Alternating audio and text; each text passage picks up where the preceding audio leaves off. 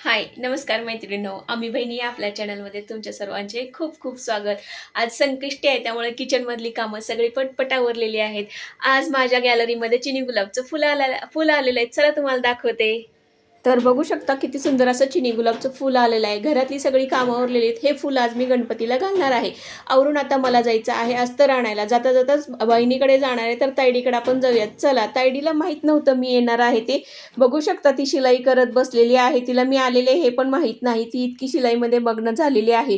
तिच्याकडे भरपूर कामं असतात आणि तिचं स्वतःचं असं सुंदर असं बुटीक आहे आणि तिचं स्वतःचं चॅनल पण आहे. ती पण काहीतरी शूट करत आहे आणि मी आलेली तिला माहीत नाही मैत्रिणीनं. ती तिच्या तिच्या कामात मग्न आहे. बघू शकता किती वेळ बघूया ती तिच्या कामात व्यक्त राहते. आत्ता तिच्या लक्षात आलंय मी आलेली आहे म्हणून. तर आत्ता तिच्या लक्षात आलंय मी आलेली आहे म्हणून. आणि मग आता म्हटलं तिला भेटले, आता देवदर्शन घेऊयात. ताईच्या घरातच त्यांचं एक मंदिर आहे आणि हे मंदिर त्यांच्या आजोबा सासऱ्यांनी बांधलेलं आहे हे मंदिर. आणि त्यांच्या आजोबा सासऱ्यांपासून या मंदिराची सगळेजण सेवा करत आहेत मैत्रिणींनो. इथं बाहेर आहे ती गजानन महाराजांची मूर्ती आहे. आज संकष्टी आहे तर म्हटलं चला देवदर्शन घेऊयात छानपैकी. आणि मी इकडे ताईकडे आले की अगोदर देवदर्शन घेते आणि मगच तिच्याकडे जाते मैत्रिणींनो. आत्ता पण म्हटलं दर्शन घेऊयात आणि मगच घरात जाऊयात, म्हणून मग मी देवळात आलेले आहे. तर देऊळ खूप छान आणि सुंदर आहे. देऊळचा एरिया पण खूप प्रशस्त असा आहे मंदिरानो मैत्रिणीनो. आणि हे बघू शकता असं हे तोरण बनवलेलं आहे. हे आणीताण बनवलेलं आहे आणि कपड्यांपासून हे तोरण बनवलेलं आहे. आणि महादेवाचं हे आत एक गाभाऱ्यात मूर्ती आहे. तर तर बघू शकता असं हे संगमेश्वर म्हणतात इथे आणि महादेवाची एक पिंड पण आहे. तर हे पण देवदर्शन आपण घेऊयात म्हटलं. खूप छान असा एरिया आहे आणि इथं आले की खूप छान आणि समाधान वाटतं मैत्रिणींनो. मी ताईकडे आले की नेहमी दर्शन घेते. रोज तर मला यायचं होत नाही, पण कधी तर महिन्यातून वगैरे एखाद्या दिवशी मी येते तेव्हा दर्शन घेऊन जाते मैत्रिणींनो. एरिया खूप छान आणि खूप सुंदर आहे. आणि ह्यांचं हे देऊळ जे मोठं आहे आणि देऊळचा एरिया पण खूप मोठा आहे, त्यामुळे छोटे मोठे कार्यक्रम पण होतात, जसं की वाढदिवस किंवा असे मंगलागौरीचे वगैरे काही कार्यक्रम, महिलांचा कुठला कार्यक्रम असेल तर तो, बिशीचे कार्यक्रम, असे कार्यक्रम यांच्या या देवळामध्ये होतात. कारण एरिया मोठा आहे आणि सोय पण व्यवस्थित आहे. तर आपण तर महादेवाचं आता दर्शन घेतलेलं आहे, तर बाहेरच आता श्रीराम प्रभूंचं पण मूर्ती आहे, तर आपण त्याचंही दर्शन घेऊयात. श्रीराम प्रभू म्हणजे श्रीराम, लक्ष्मण आणि सीता असे एकत्रित ह्या मूर्त्या आहेत. आणि त्याचबरोबर हनुमंत स्वारींचं पण इथं बघू शकता ही मूर्ती आहे. खूप छान आहे आणि या मूर्त्या पण खूप छान आणि सुंदर दिसतात. तर म्हटलं आपण यांचंही दर्शन घेऊयात. आज संकष्टीनं योगायोग सगळ्याच देवादेव दर्शन झालेलं आहे. खूप छान वाटते. मन पण खूप प्रसन्न वाटायला लागले. देवदर्शन झाल्यानंतर ताईकडे आत घरात आता म्हटलं आपण बुटीकमध्ये जाऊयात. ताईचं जेवणाची वेळ झाली होती. ती डबा घेऊन आली होती आणि जेवायला लागलेली आहे. मैत्रिणींनो, तिचं घर जवळच आहे, पण घरी गेलं की बाकीची कामं लागतात आणि म्हणून मग ती जर काम खूप असेल तर मग इथं बुटीकमध्ये जेवण घेऊन येते. मला पण जेव म्हणते, पण माझी आज संकष्टी होती. मग शेंगदाण्याचा लाडू आणि त्यानं आणला होता. मी शेंगदाण्याचा लाडू तेवढा खाल्ला. आणि मग ताईचं जेवण झाल्यानंतर बाकीची ती जी कामं होती ती पूर्ण करणार होती. मग म्हटलं थोडा वेळ आपण बसूयात आणि मग जाऊयात. आज बरीच कामं आहेत बाई, खूप पेंडिंग पडलेली आहेत म्हणून ती सांगत आहे मैत्रिणीनो. आणि पाऊस पण बाहेर थोडा थोडा बारीक बारीक चालूच आहे. मग जेवण झाल्यानंतर बाकीची कामं थोडीशी करते. माझ्याकडं थोडीशी जादाची कामं आहे, तू घेऊन जाशील का म्हणून मला विचारत होती. मी म्हटलं ठीक आहे, एखाद दुसरं काय असेल तर दे, मी करून आणते. कारण आम्ही सगळ्याजणी शिलाईची कामं करतो आणि एकमेकीकडे जर लोड आला तर आम्ही एकमेकीची कामं करतो. त्यामुळं कस्टमरला वेळेत ते काम दिलं जातं मैत्रिणींनो. आणि कस्टमरचा विश्वास बसतो की यांनी आपली कामं जरी घेतली तर ह्या टायमात पूर्ण करतात. आणि आमची एकता हीच आमच्यातली शक्ती आहे मैत्रिणींनो एकमेकीची, त्यामुळे आमची बरीच कामं पूर्ण होतात. ताईकडे जरी जादाचं काही काम आलं असेल, माझ्याकडं नसेल तर ती मला देते कामं. त्यामुळं ना कामं पण वेळेत होतात आणि प्रत्येक कस्टमरला वेळेत त्याचं काम पण दिलं जातं मैत्रिणींनो. जेवणाचा आस्वाद घेत आहे ताई. शेंगदाण्याचा लाडू खरंच खूप छान झाला आहे, मी ताईला सांगितलं. जेवण झाल्यानंतर बाकीची आता किरकोळ जी कामं आहे ती थोडीशी करणार आहे आणि मग मी इथून मैत्रिणीनं जाणार आहे. जेवता जेवता बऱ्याच आमच्या गप्पा गोष्टी झाल्या, जुन्या आठवणी निघतात. बहिणी बहिणी एकत्र आले की गप्पा तर होतातच. तुम्हाला तर माहीतच आहे मैत्रिणींनो. तर अनिताचं पण थोडंसं काम होतं. अनिता जॉब करते, पण कधी कधी ताईला खूप काम असेल तर ती मदतीसाठी येते, जेणेकरून तिलाही काहीतरी शिकायला मिळतं. आणि अनिता म्हणते की जॉब माझा काही कंपल्सरी नाही आणि परमनंट नाही आहे. कधी काळी जर मला वाटलं जॉब नको, तर मला पण या गोष्टी यायला पाहिजेत, म्हणून ती आत्तापासूनच थोडं थोडं ताईडीकडून सगळ्या गोष्टी शिकत आहे मैत्रिणी. बाकीची थोडीशी कामं झाल्यानंतर संध्याकाळचा चहा म्हटली ताई एकत्रच घेऊयात, म्हणून आम्ही चहा घ्यायला लागलेलो आहे. बाहेर पाऊस पडत आहे मैत्रिणींनो. ताईनं हे छान असा गजरा आला होता तिच्या मंदिरामध्ये, तर तो मला तिनं दिलाय. ती मशीनला वगैरे ठेवती, कारण गजरे बरेच जण इथं देऊन जातात, त्या सेवा करतात ना, त्यामुळं बरेच जण जादाची फुलं गजरे वगैरे मंदिरात तर देतातच. मग हा एक गजरा तिनं मला दिला होता, त्याचा खूप छान असा सुंदर वास येत होता. त्याचबरोबर पाऊस पडत होता आणि त्या म्हणली गरम गरम चहा आणलास बरं झालं.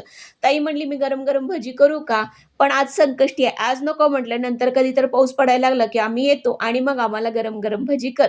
अशी आमच्या चर्चा चालू आहे मैत्रिणींनो. घरातली बरीच तिची पण कामं पूर्ण झालेली आहेत. चहा घेऊन आता म्हटलं बाकीचं एक थोडंसं काम आहे ते करूयात आणि निघूया तिथून.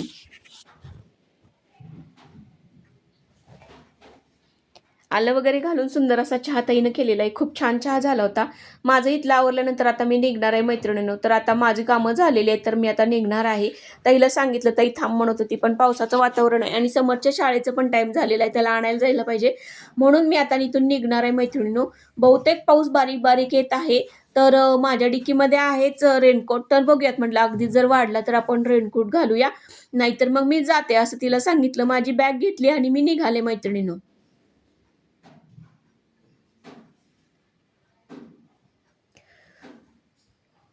आत्ता सध्या तरी पाऊस नाही, पण रस्त्यातच पाऊस लागला आणि मग मी एका ठिकाणी थांबून रेनकोट घातला मैत्रिणीनो. बघू शकता आता मी घरी आलेले आहे. घरातलं आता बाकीची कामं करून मग मग मला समर्थला पण शाळेतून आणायला जायचं आहे. शाळेतून आणल्यानंतर मला रात्रीसाठी आज आहे संकष्टी, तर म्हटलं आज मोदक करायला पाहिजेत. म्हणून मी एका बाजूला खोबरं खिसून घेतलेलं आहे, एकीकडे गूळ चिरून घेतलेला आहे मैत्रिणीनो. संकष्टी म्हटल्यानंतर मोदक तर असतोच ना. आणि मग म्हटलं चला आज मोदक करूयात. संकष्टीचा स्वयंपाक म्हणजे वेळ थोडा होतोच, त्यामुळे जरा लवकरच स्वयंपाकाला घातलं मैत्रिणीनो. गूळ खोबरं शिजवून घेते आणि मग कणिक पण एकीकडे मळून घेते. पटपट पटपट कामं करायला पाहिजेत, कारण एकटीनंच करायचं म्हणजे की वेळ तर लागतोच. त्यामुळं मग म्हटलं आधी इकडे गूळ खोबरं शिजवून घेऊयात, एकीकडे कणिक हे थंड होईपर्यंत मी कणिक मळून ठेवणार आहे आणि मोदक करणार आहे. मोदक बाकीचा स्वयंपाक करायचा म्हणजे कमीत कमी 2 तरी तास लागणार. 2 तास 2.5 तास मला वेळ लागणार. त्यामुळे जरा लवकरच मी स्वयंपाक करायला घातलेला आहे. आणि मोदक तर संकष्टी दिवशी केलेले असतात आणि घरात सगळ्यांना तर मोदक आवडतातच. मोदक आवडत नाही असं कोणी नसतंच मैत्रिणींनो. आणि एरवी तर आपण अट्टहास करून काही करत नाही. तर संकष्टी आहे तर म्हटलं करूया. त्या निमित्तानं गूळ खोबरं पण आपल्या पोटात जातंय आणि गोडवा पण तयार होतो अन्नामध्ये एक प्रकारचा. मोदकचं सारण शिजेपर्यंत कणिक मळून घेणार आहे मी. तर कणिक मळून घेतलेली आहे. आता त्याला भिजत ठेवते. कारण थोड्याशा मोदक जर खुसखुशीत पाहिजे असेल तर ती कणिक थोडीशी भिजली पाहिजे. कणिक भिजवेपर्यंत इकडं गूळ खोबरं शिजून तयार झालेलं आहे.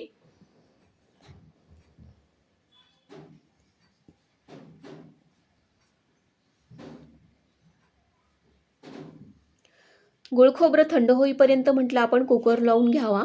म्हणून मी आता कुकर लावून घेत आहे. अ, सगळ्याच गोष्टी एकदम म्हटलं की होत नाही. तर मग एकवर एक गोष्ट एक थंड होईपर्यंत दुसरी गोष्ट करायची. म्हणून मग मी आता कुकर लावून घेत आहे. कुकरचं काम होईपर्यंत गूळ खोबरं थंड होईल तोपर्यंत मी मोदकासाठी पानं लाटून घेणार आहे. तर एक जणच सगळं करणार म्हटल्यानंतर असं प्लॅनिंगपूर्वकाने ठरवून कशानंतर काय करायचं हे करावं लागतं. तरच कामं पटपट होतात. नाहीतर मग कामं पेंडिंग पडतात आणि मग एक पण काम नीट होत नाही. त्यामुळं ठरवून अगोदर गूळ खोबरं खिसून घेतलं. मग ते शिजवून घेतलं. तोपर्यंत कणिक मळली. कणिक मळून झाली की तोपर्यंत गूळ खोबरं शिजलं. ते थंड होईपर्यंत माझा कुकर इकडे होतोय. कुकर होईपर्यंत पानं लाटून घ्यायची. पानं लाटून झाली की तोपर्यंत गूळ खोबरं तर थंड होतंय. गूळ खोबरं थंड झालं की मला मोदक बनवायला येतील. मोदक बनवून झाले की ते मला उकडून घ्यायचे आहेत. तर बरीच अशी कामं असतात. आणि ती आपण जर प्लॅनिंगपूर्वक केली तर मैत्रिणीनं कामं पटपट होतात. आज दिवसभर सगळा बाहेरच गेला, त्यामुळे कंटाळा आला होता. पण म्हटलं आज मोदक तरी करायलाच हवेत, कारण संकष्टी आहे आणि महिन्यातून एकदा तरी आपण अट्टहास करून या गोष्टी केल्याच पाहिजेत. घरात तर सगळ्यांना आवडतात आणि आपण केलं तरच सगळ्यांना खायला मिळणार. म्हणूनच म्हटलं करूयात. तसा तर मला आज कंटाळाच आला होता. मला फक्त काहीतरी खिचडी वगैरे करून रिकामं व्हायचं असं माझ्या डोक्यात होतं. पण संकष्टी आहे म्हणून मी अट्टाहास केलेला आहे आज गुळ खोबरं वगैरे सगळं तयार करून. तर बघू शकता इकडे मी पानं लाटून घेतलेली आहेत आणि गुळ खोबरं पण आता थंड झालेलं आहे. तर याच्यामध्ये आता हे भरून आपल्याला मोदक करायचे आहेत मैत्रिणींनो. बऱ्यापैकी साखरेचं पण काही काही जण मोदक करतात, पण मला गुळाचीच आवडतात, त्यामुळे मी शक्यतो गुळ घालते. आणि साखरेपेक्षा गुळ कधीही आपल्या शरीरासाठी चांगला, त्यामुळं गुळाचाच वापर केलेला चांगला. तर या पद्धतीनं अशी मोदक मी बनवून घेतलेले आहेत. सुंदर असे मोदक तयार झालेले आहेत. तर नैवेद्याला आपण 21च करतो ना, तर त्यामुळं म्हटलं आता 21 मोदक तयार झाल्यानंतर एकत्रच आपण उकडून घेऊयात.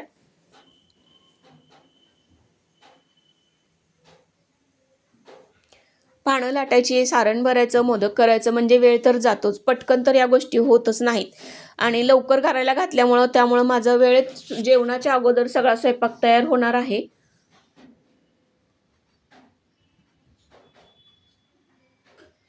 तुम्ही करता की नाही मैत्रिणींनो संकष्टीला मोदक? नक्की मला कमेंट्स करून सांगा.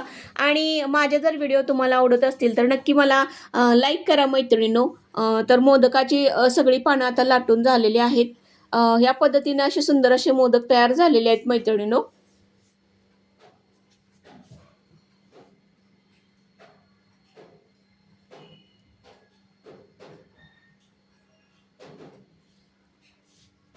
तुम्हाला जर माझे व्हिडिओ आवडत असतील तर नक्की लाईक करा आणि मला कमेंट्स करून सांगा मैत्रिणींनो. त्यामुळे मला पण नवनवीन व्हिडिओ बनवायला उत्साह येतो.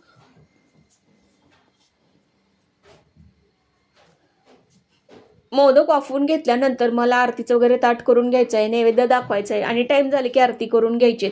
आणि बाकीची पण बरंच काम आहेत. समर्थला पण भूक लागलेली आहे. तो सारखं मला म्हणायला लागले, आई मला भूक लागली. त्यामुळे पटपट आता आवरून घेऊन आरती करून नैवेद्य दाखवायचा आणि समर्थला ताट करून द्यायचं असं डोक्यात आहे. तर मैत्रिणींनो, आता मोदक तर तयार झाले, ते आता वाफवून घेणार आहे. एकाच ह्याच्यात मला वाटलं बसतील, पण बसलेले नाहीत. तर मोदक असे मी चाळणीत वाफवून घेते. तुम्ही कशा वाफवून घेता मला नक्की कमेंट्स करून सांगा मैत्रिणींनो. तर मोदक वाफवून झाल्यानंतर आपल्याला नैवेद्याचं ताट करायचं आहे आणि आरती करायची आहे. तर मैत्रिणींनो, आजच्या पुरतं एवढंच. बाकीच्या सगळ्या गोष्टी मला पण करायच्या आहेत. आरती वगैरे करायची आहे. त्यामुळं भेटूया आता नंतरच्या एका व्हिडिओमध्ये. तर मैत्रिणींनो, खरंच जर तुम्हाला माझे व्हिडिओ आवडत असतील तर लाईक करा, कमेंट्स करा आणि सबस्क्राईब करा मैत्रिणींनो, जर तुम्ही नवीन पाहत असाल माझा व्हिडिओ तर. आणि माझे शॉर्ट्स पण व्हिडिओ असतात कॉमेडीचे, तेही तुम्ही नक्की पहा मैत्रिणींनो. भेटूया अशाच एखाद्या सुंदर अशा व्हिडिओमध्ये. तोपर्यंत मैत्रिणींनो, बाय बाय.